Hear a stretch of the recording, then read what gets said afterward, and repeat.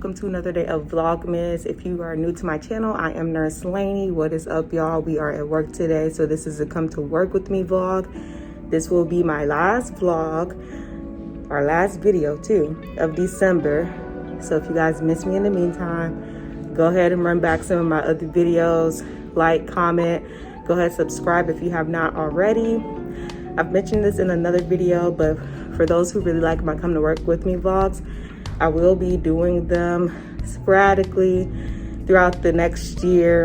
And when I do them, it'll be like my whole work week in one video. So they're gonna be pretty lengthy, like 1 hour. So that's what the plan is, guys. So go ahead and subscribe if you're interested in this type of content so you can see more of me and keep up with my day-to-day work life. So today I'm going to give you guys a quick rundown of my patients. It is 7:40. Like, I've already went in all the rooms, already like assessed my patients, asked them that I need to bring anything in when I come back in with the meds, ordered breakfast, all of that stuff. So my unit is back to all COVID. For those who are familiar, I work on a COVID unit primarily, also IMU. So sometimes we might have IMU negative patients up there. So before we were kind of a mix because the numbers were going down, but now that they're going back up with this new variant, we're back to like all COVID and then IMU people. So I am the COVID IMU nurse today. One of my patients, she's my sickest one. She's maxed out on the heated high flow at 60 liters, 90%. So she's saturating like 91% on that, on her back. So I told her like, hey, you know, I'm gonna let you eat breakfast. And then after that, I need you to prone to lie on your stomach to help your numbers get up because you're not doing so hot. So I basically like kept it real with her and I was like, hey, if you don't do too well, like your next step is ICU. So I really need you to participate in these things to prevent that from happening. So she was like, okay. So we just ordered her breakfast and whenever it comes in, she'll eat, I'll pass her meds. And then a little bit after that, we'll go ahead and prone her. So that's the plan for her today. My next patient, he is COVID, but he is room air. So technically he's like a regular COVID patient. I'm kind of mixed today. I have 2 IMU and 1 regular COVID. So this next one, he came in because he pulled out his PEG tube at home, which is an ongoing problem for him. He's like not alert or oriented, kind of confused, past medical history of stroke. So he has left side weakness from that. Right side still works pretty good. So he just keeps pulling out his PEG tube. So the last time he did that was like on December the 12th, or yeah, December 10th through 12th or something like that.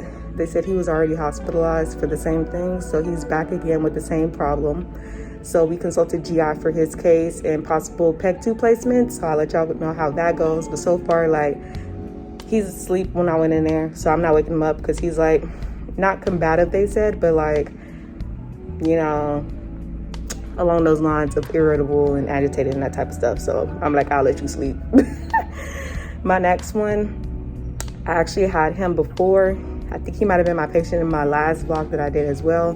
But he's COVID IMU. This is the guy that I got up out of the bed when I had him. He was on 3 liters nasal cannula originally. And when I got him out of the bed, he desatted really badly because he had poor lung reserve. So I had to end up putting him on high flow nasal cannula, 15 liters. So right now he's on 7. So we're going to monitor that. I told him he's going to sit up today and then we'll see how he does with that. So that's the plan so far, you guys. I'm going to keep you updated in what's going on throughout my day as much as possible.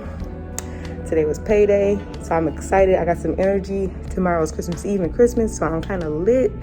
So I'm excited. I'm only here for like this one shift and then I'm off for 2 days. So I'm like, let's go. All right, y'all, it's like sometime later. We're towards the middle of the day. It has been crazy on my unit. I might not even have time to tell y'all all what's been going on, but I'll just get started. Hopefully I'll remember in case I get cut off. But currently I'm waiting for a patient report from ER. So here's the rundown. My patient who was on 60 liters, 90% high flow, it was a whole big thing with this patient. She actually wasn't like in distress or anything, but when pulmonology came by, they wanted her to transfer to ICU just because, like, preventative more like. But I'm going to insert my note that I wrote about this patient up here just so y'all can like read it as I'm talking because I might probably miss something. But anyway, it was a lot of back and forth between the pulmonologist, the ICU nurse practitioner, and the ICU doctor on whether or not they wanted this patient to be in ICU. So I was literally just like, what is the plan? What are we doing? And then at one point she told the pulmonologist that she wanted to be intubated. And then later when the ICU NP came up, she said she did not want to be intubated. Then she was saying she doesn't know. So the reason why that matters is because what they're going to do in ICU is intubate you. So if you don't want to be intubated, then there's no reason for you to go to ICU. So that was a whole thing as well. Like I said, I put the note up here for y'all to read so y'all could really get the nitty gritty. But just really quickly through it, I had to call the ICU NP because her arterial oxygenation was like severely low. It's 47, but the ICU NP wasn't too concerned about it because she said that's typical for COVID, and she wanted to prevent her from being intubated as long as possible. But basically the pulmonologist overrode what she had to say, and so we ended up transferring the patient to ICU. So I transferred that patient to ICU. My second patient who came for the PEG tube placement, I gave a report to another nurse. I gave a report to another nurse on the patient who's supposed to get the PEG tube placement because they wanted us to switch patients because some of these IMU people were not COVID positive. So once they're downgraded, they need to transfer off of the unit. So they didn't want to give her too many admissions today. So we switched patients so she didn't have to take them all, basically, because she downgraded like 2 of her IMU negative patients. So we switched patients, so he wasn't mine anymore. The new patient I got was one patient that I've had before. This is basically a chronically ill patient. And he downgraded from IMU. And now I've already transferred him to dialysis. And from there, he's going to go to a med-surg unit because he got downgraded. So I've already done all that. My last patient, who was just the regular COVID IMU patient, he's not on that much oxygen. He's on 9 liters high flow now, but he's doing okay. I'm trying to get him up and moving more today, but as y'all can imagine, I've not been in his room as consistently as I normally would because I've been moving people around. So now I'm down to 1 patient, which is that 9 liter high flow patient. I actually need to follow up with him because they ordered like a CT PE for him, and I need to follow up with that patient because they put in a CT angio to rule out PE for that patient's stat, and I've not heard from them yet. So I need to follow up on that. But luckily, I put a new IV on this patient like the last time I was at work in the left AC, so they can have that to use for that. So I'm not going to have to place a new IV or anything. Only bad thing is that I'm going to have to transport with him downstairs because he's IMU, so that sucks. Also told y'all that I'm going to get a patient from ER, so I already kind of looked up her patient information, so I'm just waiting to get a report for this patient, but they're taking a while, so I might just like go ahead and eat and then like, you know, pick up where I left off. But from what I was reading, she's like a COPD patient.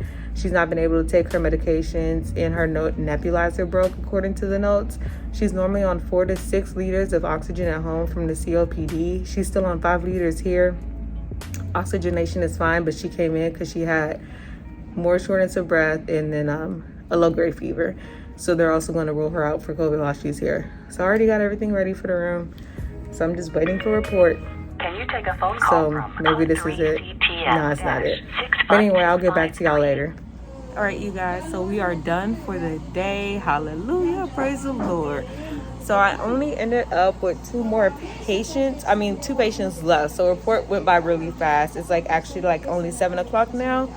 The earliest they prefer us to clock out is 7:08. So I'm just gonna chill out in the break room. Kelsey's here anyway, so normally we kind of walk out together. So we'll wait for her, and I'll just give you guys an update in the meantime. I am in the break room, so that's why it's like so much noise going on. I'm just turning off the TV, and then there's somebody else in here, so hopefully y'all can hear me. But just a quick update. Like I said, I only had 2 patients left. I had my regular COVID IMU patient. He's still on the 9 liters high flow. I got him up, set him at the edge of the bed. He did okay doing that. Tomorrow I really want them to get him out the bed. Hopefully they listen because I'm not here, so I don't know what they're going to do, but I really would like this man to discharge and go home. So I'm really hoping when I come back, he's downgraded and like on his way out the door. So that's him. And then my other patient, the new admission, I don't know if I told you guys about her, so I'm just going to give y'all a brief rundown, just a brief synopsis. So she came in for shortness of breath and low-grade fever. Currently she's on 5 liters of oxygen, which is her baseline at home. So I did all the admission stuff on her. It's pretty easy to do. She's alert and oriented ×4. So most of the time when you get patients like that, it's not too difficult unless they have a lot of meds. But her medication reconciliation was already completed. So all I did was like go over it with her. And honestly, pharmacy beat me to the punch anyway. I guess they completed it when she was in ER. So when pharmacy completes it, that's pretty much like the nail in the coffin. So it was already pretty much done. All I had to do by the time she got up here was like her regular admission stuff. Like, where do you live at? Do you live home alone? Do you plan on going back home when you're being discharged? Do you feel safe at home? Like, how do you normally ambulate at home? Those type of questions. So that's just like basic admission stuff.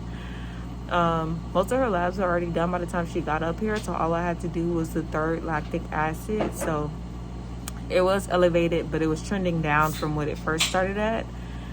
And they had gave her already like 2 liters of bolus from that. So it was, when it's trending down, it's like, okay. So that was pretty much it. That all I did for her. So once I complete all the admission stuff, they put in her home meds. So then I gave her home meds, got her settled, and like I said, that's pretty much it. So hopefully you guys enjoyed this vlog. I will see you guys in the next year. So stay tuned until then. Go ahead and subscribe to my channel if you have not already, so you can see more of these types of videos. And I will see you guys in the next one.